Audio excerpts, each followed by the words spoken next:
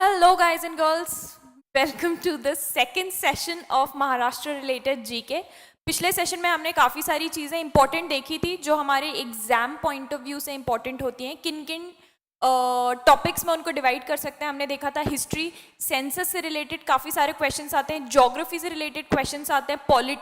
Polity जैसे राज्यसभा में कितनी सीट्स होती हैं, कितनी पार्लियामेंट्री कॉन्स्टिट्यूएंसीज हैं पूरे महाराष्ट्र में, ये सब पॉलिटी से रिलेटेड क्वेश्चंस. तो दीज ब्रॉड हेड्स के अंडर जो, और उसके अलावा जो थोड़े बहुत टॉपिक्स बचते हैं वो मिसलेनियस के अंडर आ जाते हैं. इनके ही अंडर ब्रॉडली जो क्वेश्चंस आपके पूछे जा सकते हैं, चाहे वो कोई भी एग्जाम हो, बीईटी और एमएचसीईटी जो कि महाराष्ट्र का स्पेसिफिक एग्जाम होता है टू क्वालिफाई, और BET even your judicial services exam, उसमें भी स्टेट रिलेटेड जीके पूछा जाता है कई बार. तो कोई भी एग्जाम हो, इन ब्रॉड हेड्स के अंडर मोटा मोटा सारा का सारा कवर होता है. ठीक है, जैसे यहाँ पे first question which you can see कि what is the number of Rajya Sabha seats from Maharashtra. So this question would be from polity. कितने राज्यसभा सीट्स हैं जो कि महाराष्ट्र को अलॉटेड है. तो राज्यसभा जो कि हमारा upper house of the parliament कहलाता है, लोकसभा कहलाता है lower house of the parliament. ठीक है, ये हमने फर्स्ट वीडियो में समझ लिया था. तो अपर हाउस जो राज्यसभा कहलाता है, उसमें महाराष्ट्र से कितने लोग इलेक्ट होके जाते हैं. तो वो इलेक्शन जो होता है वो डायरेक्ट इलेक्शन नहीं होता. बेसिकली जो स्टेट लेजिस्लेटर्स होते हैं, महाराष्ट्र के स्टेट के लेजिस्लेटर्स, वो इलेक्ट करते हैं राज्यसभा के लिए. मतलब हम जनरल पब्लिक डायरेक्टली इलेक्ट नहीं करती है. जो स्टेट लेजिस्लेचर्स में हम इलेक्ट करके भेजते हैं, वो फिर हमारे बिहाफ पे इलेक्ट करके राज्यसभा में लोगों को भेजते हैं. और कितने सीट्स पे भेजते हैं? 19. Okay, let me just pick up the highlight. या 19 सीट्स. तो कितने सीट्स हैं allotted to Maharashtra Rajya Sabha में? There are 19 seats. Next, the number of parliamentary constituencies in Maharashtra. So there are 48 total parliamentary constituencies. तो पूरे India को different portions में बांटा गया है जिनको हम पार्लियामेंट्री कॉन्स्टिट्यूएंसीज कहते हैं for the purposes of administrative ease. Administrative जैसे कि खासतौर पे इलेक्शंस जो कि कंडक्ट कराने होते हैं, इलेक्शंस के लिए कैसे कराएंगे. एक पर्टिकुलर एरिया का एक रिप्रेजेंटेटिव खड़ा होता है जिसको हिंदी में हम प्रतिनिधि कहते हैं. ठीक है, खड़ा होता है. तो उस पर्टिकुलर एरिया को हम कैसे डिवाइड करेंगे? स्टेट के वाइज डिवाइड करेंगे. तो कई जगहों पे स्टेट में पॉपुलेशन बहुत ज़्यादा ऐसे डिवाइडेड है, मतलब डेंसली पॉपुलेटेड नहीं है. कई जगह पे पॉपुलेटेड बहुत ज़्यादा है स्टेट, जैसे यूपी वगैरह. तो वहाँ अगर हम एरिया ऐसे स्टेट वाइज डिवाइड कर देंगे तो फिर वो अनफेयर होगा. इसलिए रीजन या पर्टिकुलर कॉन्स्टिट्यूएंसी के वाइज ये डिवाइडेड होता है for the purposes of, specially for the purposes of elections. ठीक है, तो कितनी ऐसी कॉन्स्टिट्यूएंसीज हैं जो महाराष्ट्र के अंडर फॉल करती हैं? वो होती है 48. पूरा इंडिया कुछ 543 समथिंग कॉन्स्टिट्यूएंसीज हैं पूरे इंडिया में, उनमें से महाराष्ट्र में 48 आती हैं. ठीक है. Next, which among the following is the nearest to the site of Battle of Aragon? So ये Battle of Aragon जो है सेकेंड एंग्लो मराठा वॉर के टाइम पे हुआ था. टोटल 3 एंग्लो मराठा वॉर हुए थे. तो जब ये वर्ड एंग्लो यूज किया जाता है ना, इट मीन्स ब्रिटिश. तो ब्रिटिश और मराठास के बीच में वॉर हुआ था, उसको एंग्लो मराठा वॉर कहते हैं. ऐसे 3 अलग अलग वॉर्स हुए थे. बैटल ऑफ एरागन जो हुआ था वो सेकेंड वॉर के टाइम पे हुआ था. तो बैटल और वॉर में डिफरेंस क्या होता है कि रोज में जो लड़ाइयाँ हो रही हैं उनका नाम बैटल हो सकता है, लेकिन फाइनल जो विनर होता है, विनर वो होता है जो कि वॉर में जीते. तो वॉर में जो जीता है वो विनर होता है, बट विनर हो सकता है बहुत सारे बैटल्स हारा हो. तो जैसे ये बैटल ऑफ एरागन जिसको हम कहते हैं, ये 29 नवंबर 1803 में हुआ था. ठीक है, 29 नवंबर को एक दिन में ये बैटल हुआ था. ठीक है, तो आर्मीज ऐसे टुकड़ों में लड़ती थी, ऐसे नहीं कि एक दिन लड़ना स्टार्ट किया, क्योंकि कई महीनों तक वॉर्स चलते थे. तो एक दिन लड़ना स्टार्ट किया, ऐसे नहीं कि फिर 2 महीने तक लड़ते ही रहे सबको छोड़ छाड़ के. रात में एक पीस होता था कि भाई, ये अनस्पोकन रूल होता था कि रात में कोई किसी पर अटैक नहीं करेगा. इस तरीके के अनस्पोकन कुछ रूल्स होते थे आर्मीज के बीच में. ठीक है, तो ये जो छोटे छोटे बैटल्स मिला के एक बड़ा वॉर बनता है. ठीक है, तो ऐसे बैटल ऑफ एरागन जो कि सेकेंड एंग्लो मराठा वॉर के टाइम पे हुआ था, ये इसका लोकेशन सबसे क्लोजेस्ट किस लोकेशन के साइट पे है, जो बेसिकली इसका साइट था वो किस सिटी या डिस्ट्रिक्ट के पास में है? तो दैट इज अकोला. अकोला जो है वो सबसे ज़्यादा पास है ये जो बैटल हुआ था इसके साइट के. ठीक है, next, the sub capital of Maharashtra state it's actually Nagpur. जब ब्रिटिश इंडिया में आए थे तो उन्होंने नागपुर को अपना कैपिटल बनाया था.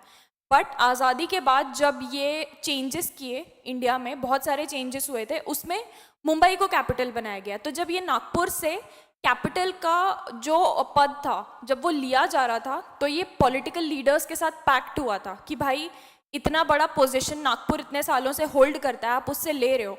तो एक पैक्ट साइन किया गया जिसको बोलते हैं नागपुर पैक्ट. ठीक है, उस पैक्ट के अंडर ये बोला गया कि ठीक है, कैपिटल स्टेटस आप ले रहे हो, लेकिन नागपुर को अब से बोला जाएगा सब कैपिटल ऑफ महाराष्ट्र. ठीक है, तो मेन कैपिटल ऑफ महाराष्ट्र का होता है मुंबई, बट एक सब कैपिटल भी है जो कि बहुत ही कम स्टेट्स में होता है, बट महाराष्ट्र में है. सब कैपिटल है नागपुर. ठीक है, it is also the third largest city of Maharashtra. First largest city Mumbai, second Pune, third Nagpur. और ये हमने आगे के पिछले सेशन में पढ़ा भी था कि it is also the winter capital of Maharashtra because of the weather. Winter capital, summer capital क्या होता है बेसिकली कि समर के टाइम पे किस जगह पे ज़्यादा प्रेफर करते हैं या विंटर के टाइम पे किस जगह पे ज़्यादा प्रेफर करते हैं. तो विंटर सेशन जो होता है पार्लियामेंट का, या महाराष्ट्र की क्या होती है, लेजिस्लेटिव असेंबली होती है ना. विंटर सेशन जो होता है, डिफरेंट डिफरेंट सेशंस होता है ना, उसमें से विंटर सेशन नागपुर में होता है. ठीक है. Next, Maharashtra is rich in which soil, which of the following said nutrient element. जो महाराष्ट्र का सॉइल होता है वो किस न्यूट्रिएंट में बहुत ज़्यादा रिच है. So it is rich in organic carbon which is actually very good for plants, and phosphorus. Both these things are very very nutritious and good for plants. ठीक है, तो महाराष्ट्र का जो सॉइल है that is very rich in organic carbon and phosphorus. And both these things are very very important for agricultural purposes. ठीक है. The most important river of Maharashtra, which is the lifeline of the whole south of Maharashtra. Maharashtra का जो southern part है, नीचे वाला south वाला part है, उसकी लाइफलाइन मानी जाती है ये रिवर. इसका नाम क्या है, इट्स कृष्णा रिवर. क्यों लाइफलाइन मानी जाती है, क्योंकि बहुत ही बड़ा सोर्स ऑफ इरिगेशन है ये. वहाँ पे जो भी फार्मिंग करते हैं सदर्न पार्ट में, वो सब के सब इस रिवर पे रिलाई करते हैं अपने खेतों की सिंचाई करने के लिए या इरिगेशन करने के लिए. ठीक है. The river flows through some of the agricultural suitable basins in India, where 75.6 of the Krishna river basin. Basin basically क्या होता है, रिवर बेसिन, कि अपने आसपास से कितनी सारी ट्रिब्यूटरीज को लेकर और फिर ड्रेन कर रहा है, कितने बड़े एरिया को कवर करके ड्रेन कर रहा है वो रिवर का बेसिन कहलाता है. तो इसका 75.6% तक कवर करता है इसका रिवर बेसिन. ठीक है, कल्टिवेटेड लैंड का, जो सदर्न महाराष्ट्र का कल्टिवेटेड लैंड एरिया है ना, उसका 75.6% अकेला ये कृष्णा रिवर कवर करती है अपने बेसिन में. Okay, so it's a major source of irrigation. Next, total population of Maharashtra according to the 2011 census. ये हम ऑलरेडी डिस्कस कर चुके हैं. सेंसस 10-10 साल में होता है. 2001 में हुआ था, उसके बाद 2011 में, फिर 2021 में होना चाहिए था, बट वो कोविड के वजह से नहीं हुआ. तो हमारे लिए इम्पॉर्टेंट डेटा जो हो जाता है वो 2011 के सेंसस के अकॉर्डिंग हो जाता है. ठीक है, तो बहुत सारे क्वेश्चंस 2011 के सेंसस से भी पूछे जा सकते हैं. तो 2011 के सेंसस के अकॉर्डिंग कितना पॉपुलेशन था स्टेट का, it was around 11,23,72,972, around almost 11.5 crore. ठीक है, according to the 2011 census. In terms of population Maharashtra second largest state है. लार्जेस्ट कौन सा है population wise, largest is UP. UP के बाद आता है महाराष्ट्र. तो पॉपुलेशन के बेसिस पे महाराष्ट्र सेकंड लार्जेस्ट आ जाता है. एरिया के बेसिस पे फिर महाराष्ट्र थर्ड लार्जेस्ट आ जाता है. ठीक है, एरिया में सबसे बड़ा होता है राजस्थान, सेकंड नंबर पे होता है मध्य प्रदेश, फिर थर्ड नंबर पे आता है Maharashtra.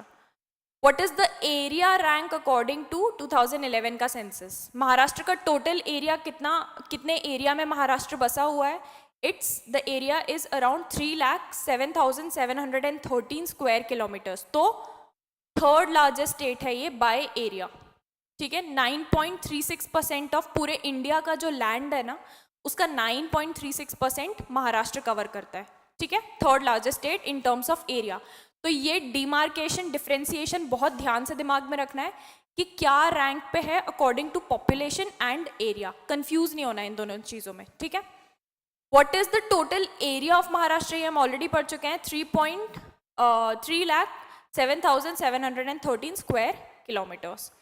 How many tehsils are there in Maharashtra? Tehsils अब क्या होता है कि रेवेन्यू डिविजन्स होते हैं, वो डिवाइडेड होते हैं डिस्ट्रिक्ट्स में, और फिर डिस्ट्रिक्ट्स डिवाइडेड होती हैं तहसील में, अगर हम बहुत ब्रॉड क्लासिफिकेशन देखें तो, ठीक है। तो ऐसे डिवाइडेड होते हैं। तो महाराष्ट्र टोटल पूरे महाराष्ट्र में कितने तहसील्स हैं, या तहसील को तालुक्स भी कहते हैं, कितने टोटल तालुक्स या तहसील्स हैं?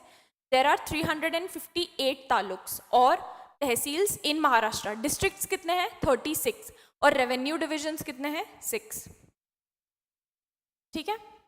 What is the population of Pune according to 2011 का census? So the population of Pune alone according to 2011 में जो सेंसस हुआ था is 94,29,408, out of which 49 something thousand are male and 45,000 something are females, ठीक है। And Pune is the second largest city of Maharashtra, ये हम already देख चुके हैं। फर्स्ट लार्जेस्ट कौन सा था? महाराष्ट्र, सेकंड नंबर पे पुणे, थर्ड नंबर पे नागपुर। और कंट्री वाइज पुणे रैंकिंग में कहाँ आती है? पूरे कंट्री में अगर सिटी का साइज देखा जाए तो पूरे कंट्री में पुणे 9th नंबर पे आता है, ठीक है। What is the capital of Maharashtra? This we already know, it's Mumbai. By the way, do you know Mumbai was actually named after, जो मुंबई का नाम चेंज किया था बॉम्बे से मुंबई, तो मुंबई जो वर्ड है that was taken from the name of a goddess जिनका नाम है मंबा देवी। तो Mumbai is named after a goddess, जो ये रीनेम किया गया था ना, that's where the name is taken from. Mumbai was named an alpha city, alpha world city. It is also known as the financial, entertainment and commercial capital of India. Entertainment तो हमको पता ही है, पूरा बॉलीवुड मुंबई में बसा हुआ है। कमर्शियल भी पता है, फाइनेंशियल जितने भी आप RBI, reserve bank of India, SEBI, बहुत सारे प्राइवेट बैंक्स, इन सब के हेडक्वार्टर्स देखोगे ना, सबके हेडक्वार्टर्स मुंबई में ही है। NSE, BSE, national stock exchange, Bombay stock exchange, ये सब मेन ऑफिसेस इनके बॉम्बे में ही है, इसलिए फाइनेंशियल कैपिटल भी कहते हैं उसको, ठीक है। What is the second largest city of Maharashtra? This also we have seen, Pune is the second largest city of Maharashtra. उसको रैंकिंग में ये भी बोला गया था कि it was one of the most livable, मतलब जहाँ पर रहना सबसे ज़्यादा आसान है। लिवेबल सिटी में बहुत सारी चीज़ें देखी जाती है, ट्रैफिक से लेके एटमॉस्फेयर, एनवायरनमेंट, सब कुछ, पोल्यूशन, एवरीथिंग, उसके अकॉर्डिंग फिर रैंकिंग की जाती है। तो Pune was one of the most livable cities. Pune को बहुत सारी और चीज़ें भी बोलते हैं, कल्चर कैपिटल बोलते हैं, बट जो एक बहुत ज़्यादा इंपॉर्टेंट चीज़ है that is Oxford of the east. Pune is called Oxford of the east. क्यों? ऑक्सफोर्ड जैसे है, हमको ऑक्सफोर्ड से क्या ध्यान आता है? ऑक्सफोर्ड यूनिवर्सिटी ना। तो ऑक्सफोर्ड ऑफ द ईस्ट का मतलब हम ईस्ट में, हमारा कंट्री ईस्ट में है, तो ऑक्सफोर्ड ऑफ द ईस्ट का मतलब पुणे में, क्योंकि बहुत सारे एजुकेशनल इंस्टीट्यूशंस हैं, कोचिंग इंस्टीट्यूट से लेके कॉलेजेस, बहुत बहुत बड़ा एजुकेशन का हब है पुणे, इसलिए उसको ऑक्सफोर्ड ऑफ द ईस्ट बोला जाता है, okay. Next, who is known as the spiritual guru of Shivaji? Shivaji के स्पिरिचुअल या रिलीजियस गुरु कौन थे? इट वॉज रामदास, या इनको संत रामदास या रामदास स्वामी भी बोला जाता है। He was a huge devotee of Hanuman and Ram, and he was the spiritual या रिलीजियस गुरु ऑफ शिवाजी महाराज, ठीक है। The river Koyna joins the river Krishna at, तो जो रिवर कोयना है वो कृष्णा रिवर को कहाँ पे ज्वाइन करती है? करड़ में, विच इज इन सतारा, ठीक है। तो कोयना एक्चुअली एक ट्रिब्यूटरी होती है कृष्णा रिवर की। कृष्णा रिवर जो मेन रिवर है उसकी एक ट्रिब्यूटरी होती है, तो वो उसको आके ज्वाइन कर लेती है और फिर कृष्णा रिवर आगे तक पूरी कंटिन्यू करती है। तो ये कहाँ पे ज्वाइन करती है? ये एक एरिया है करड़, जो कि सतारा डिस्ट्रिक्ट में आता है, वहाँ पे ज्वाइन करती है, ठीक है। और ये बहुत ही फेमस है, आई थिंक जो भी लोग महाराष्ट्र से हैं उनको पता ही होगा, काफ़ी बार महाबलेश्वर गए होते हैं तो ये पता होता है कि महाबलेश्वर से ही ओरिजिनेट करती है ये river. Which district has the highest population in Maharashtra? सबसे ज़्यादा पॉपुलेशन, अगेन डिस्ट्रिक्ट में भी ये क्वेश्चन आ सकता है कि हाईएस्ट पॉपुलेटेड डिस्ट्रिक्ट, और दूसरा क्वेश्चन क्या कि सबसे ज़्यादा साइज में या लार्जेस्ट डिस्ट्रिक्ट कौन सा है? तो पॉपुलेशन वाइज सबसे बड़ा डिस्ट्रिक्ट कहलाएगा थाने डिस्ट्रिक्ट, ठीक है। और साइज के वाइज अगर हम देखें तो सबसे बड़ा डिस्ट्रिक्ट क्या रहेगा, अहमदनगर, ठीक है। ये सब 2011 के सेंसस के अकॉर्डिंग है। Which is the largest district in Maharashtra in terms of area, it is Ahmednagar district, it is the largest district. यहाँ पे पहली कोऑपरेटिव शुगर मिल भी इस्टेब्लिश की थी, if any of you remember, ये हम ऑलरेडी पढ़ चुके हैं। यहाँ पे सबसे बड़ी कोऑपरेटिव शुगर मिल भी इस्टेब्लिश की थी, ठीक है, अहमदनगर में ही। Approximately how many forest are there in Maharashtra? So there are around 350 forests in Maharashtra and it is the 5th largest state in country forest cover के केस में। forest coverage देखा जाएगा तो it has the 5th largest forest coverage, ठीक है, Maharashtra. The Bandra Worli Sea Link bridge was opened for public in the year, so it was opened for public in the year 2009। 2009 में 4 lens को open किया था, फिर 2010 में बाकी की 4 लेन्स को भी ओपन कर दिया गया था, टोटल 8 लेन्स है। बांद्रा वर्ली सी लिंक बहुत ही कम लोगों को पता होता है, उसका एक्चुअल ऑफिशियल नाम जो है that is Rajiv Gandhi sea link. सब लोग उसको बांद्रा वर्ली सी लिंक के नाम से ही जानते हैं, बट उसका ऑफिशियल नाम अगर पूछा जाए तो that's Rajiv Gandhi sea link, okay. Now which day celebrated as Maharashtra day? तो there are 2 very important days, उनको भी कंफ्यूज नहीं करना है। एक होता है महाराष्ट्र डे जो सेलिब्रेट किया जाता है, एक होता है Marathi language day. These are 2 separate days, ठीक है। Maharashtra day is celebrated on 1 मई, क्योंकि 1960 में जब रीऑर्गेनाइजेशन हुआ था ना, तब 1 मई को ही महाराष्ट्र स्टेट या स्टेट ऑफ महाराष्ट्र फॉर्म हुआ था। तो बॉम्बे स्टेट जो एग्जिस्ट करता था उसको बाइफरकेट किया गया, मतलब अलग अलग टुकड़ों में बांटा गया 1960 में रीऑर्गेनाइजेशन एक्ट को लाकर, और फिर लिंग्विस्टिक बेसिस मतलब लैंग्वेज के बेसिस पे 2 स्टेट्स को डिवाइड किया गया, पहला स्टेट ऑफ महाराष्ट्र और दूसरा स्टेट ऑफ गुजरात, ठीक है। ये दोनों एग्जिस्टेंस में कब आए? और 1 मई को, इसलिए 1 मई सेलिब्रेट किया जाता है एज महाराष्ट्र डे।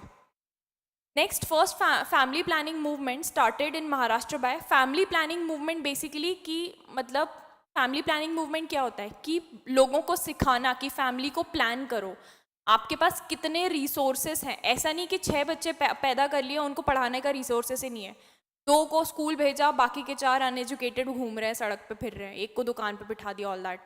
तो इस चीज़ के लिए क्या ज़रूरी है? लोगों को उस टाइम पे इतनी ज़्यादा अवेयरनेस नहीं थी, अब तो बहुत ज़्यादा अवेयरनेस है इस चीज़ से रिलेटेड, उस टाइम पे नहीं थी, ठीक है। तो इस चीज़ के लिए फैमिली प्लानिंग सिखाना बहुत ज़्यादा इंपॉर्टेंट था। तो महाराष्ट्र में सबसे पहले फैमिली प्लानिंग मूवमेंट जो था वो स्टार्ट किया था मिस्टर R.D. कार्वे ने।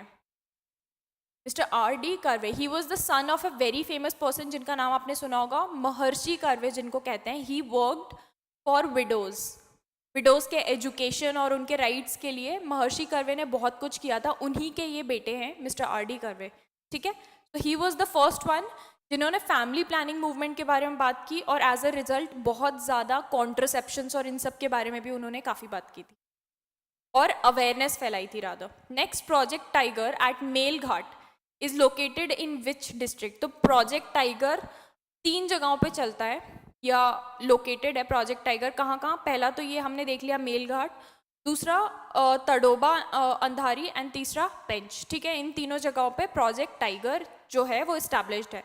तो जो मेलघाट वाला है वो कौन से डिस्ट्रिक्ट में लोकेटेड है? It is located in Amravati district. ये आपसे पूछा जा सकता है सेपरेटली कि कौन सा प्रोजेक्ट टाइगर किस डिस्ट्रिक्ट में लोकेटेड है।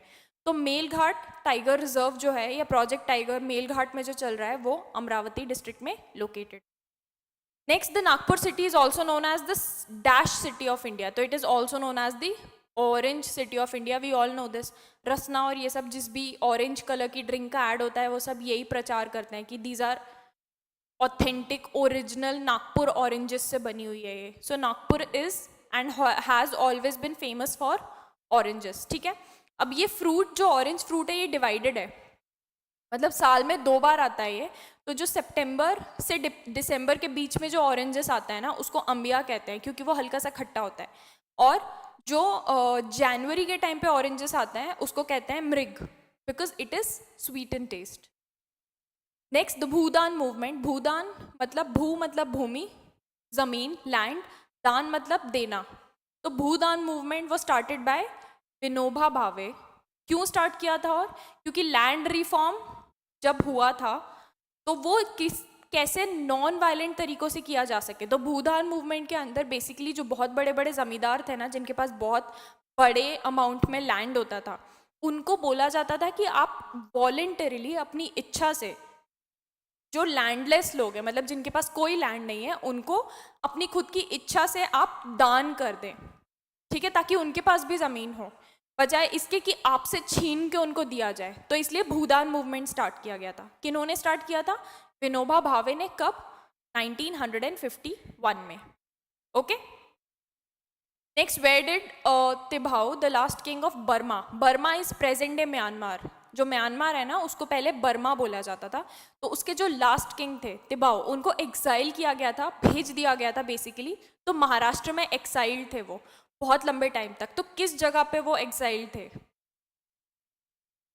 He was exiled in Ratnagiri. Ratnagiri is famous for mangoes, Ratnagiri is very famous for mangoes, वहीं पे ही वॉज एक्साइल्ड। तो उनका नाम पूछा जा सकता है आपसे, ये पूछा जा सकता है कि वो किस जगह के किंग थे। He was the last king of Burma, या प्रेजेंट डे उसको अब म्यांमार बोलते हैं। ही वॉज द लास्ट किंग, या तीसरा ये भी पूछा जा सकता है कि कहाँ पे उनको एक्साइल करके रखा था ब्रिटिश ने। So that is Ratnagiri. Next, who was Maharashtra's Home Minister on 26 November 2008? 26 November 2008 is a very important date because Maharashtra में उसी टाइम पे मुंबई टेरर अटैक्स जो हुए थे, जिसको 26/11 बोला जाता है, 26/11 तब हुए थे। तो ऐसी कोई भी हिस्टोरिक इवेंट होता है, उस टाइम पे चीफ मिनिस्टर कौन थे या गवर्नर कौन थे, होम मिनिस्टर कौन थे, ये सब पता होना चाहिए। तो who was the home minister उस टाइम पे? मिस्टर राव साहेब पाटिल, ठीक है, he was the home minister 26/11 के टाइम पे। नेक्स्ट, नंबर ऑफ डिस्ट्रिक्ट्स इन महाराष्ट्र, हम ऑलरेडी देख चुके हैं, 6 रेवेन्यू डिविजन्स हैं और 36 दैट इज 36 डिस्ट्रिक्ट्स हैं महाराष्ट्र में। Okay. When was the Maharashtra state electricity board setup?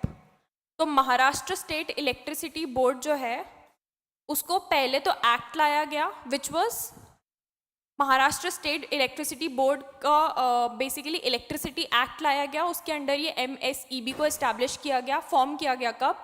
20 जून 1960। 1960 में ही स्टेट भी बना था, तो ऑब्वियसली बिना बिजली के तो स्टेट चल नहीं सकता, लोग रह नहीं सकते, इसलिए फटाफट इलेक्ट्रिसिटी बोर्ड भी इस्टेब्लिश किया गया, ठीक है, state electricity board. Next, in which district of Maharashtra the first cooperative sugar factory? ये हम ऑलरेडी पढ़ चुके हैं। ऐसे याद रखो कि क्योंकि Ahmednagar was the largest district, सबसे बड़ा डिस्ट्रिक्ट था, वहाँ बहुत ज़्यादा एरिया था, तो सबसे पहले हमने जिनको इस्टेब्लिश करना था उनने क्या सोचा कि भाई कहाँ पे फैक्ट्री डालें, बहुत बड़ा एरिया चाहिए फैक्ट्री डालने के लिए, और वो भी शुगर फैक्ट्री, उसके लिए तो और भी बड़ा एरिया चाहिए। तो कोऑपरेटिव शुगर फैक्ट्री उनने देखा भाई ऑब्वियसली सबसे बड़ा, सबसे ज़्यादा एरिया कहाँ अवेलेबल रहेगा? वहीं जहाँ सबसे बड़ा डिस्ट्रिक्ट है, दैट इज अहमदनगर, ठीक है। So it was established in Ahmednagar district of Maharashtra. Next, Maharashtra film company was founded in 1919 by which of the following personalities? So it was founded by mister Baburao Painter. ये इनको बुलाया जाता था Baburao Painter, that was not his original name. और उनको क्यों बुलाया जाता था? Because he was a artist, वो पेंटिंग भी करते थे, he was a sculpture as well, clay से पूरा स्कल्प्ट करके बनाते थे। एंड फिल्म सिटी भी, या फिर महाराष्ट्र फिल्म कंपनी जिसको बोलते हैं, वो भी उन्होंने ही स्टैब्लिश की थी। तो वो हर लेवल के आर्टिस्ट थे, इसलिए उनको बाबूराव पेंटर बोला जाता था, ठीक है। ऑब्वियसली और फर्स्ट फिल्म स्टूडियो ने स्टैब्लिश किया था, तो it was a silent film studio. उस टाइम पे ऑडियो डालना नहीं आता था मूवीज़ में, जैसे मैं अभी आपको सुनाई भी दे रही हूँ, दिखाई भी दे रही हूँ।